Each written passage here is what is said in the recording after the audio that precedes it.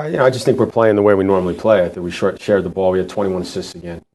We had 5 double-digit starters all scored in double digits. The fact that Damon wasn't our leading scorer and had 6 assists, I think makes for a healthy environment. He doesn't have to carry us all the time, which I think shows. And Terrance, I thought Terrance came back and started to play like his old self. We were able to throw him the ball in the block, and he was able to score. So I think there's a lot of good things. We got to get our bench. Our bench is way better than what it's shown right now. So people like Rob and I think Chris Jenkins has a good future here. Osa, I think Vlad and Mohammed are giving us decent minutes, but can play more. I think so.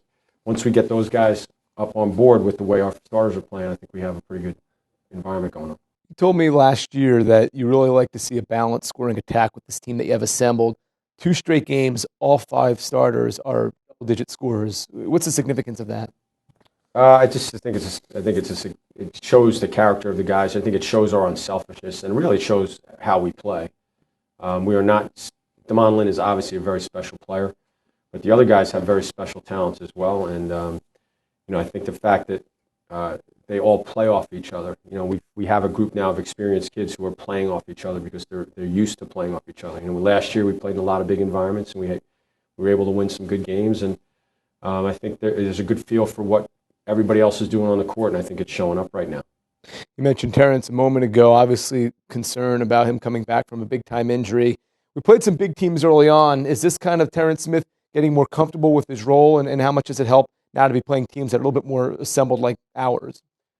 I think the way we're built, obviously, we're more of a matchup problem for more teams on our level. So I think we can take advantage of Terrance in different ways when we play. He's not a big physical kid, but he's athletic and he's tough. So I think this second game in 4 days for him, and he hasn't really played a ton. So I think he's getting back into game shape, which is something that takes some time to get back into game shape. And I think he's starting to see that now. He's starting to score more and starting to have more of an impact on the game.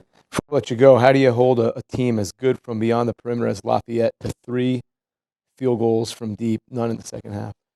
We really game planned to try to prevent them from taking threes.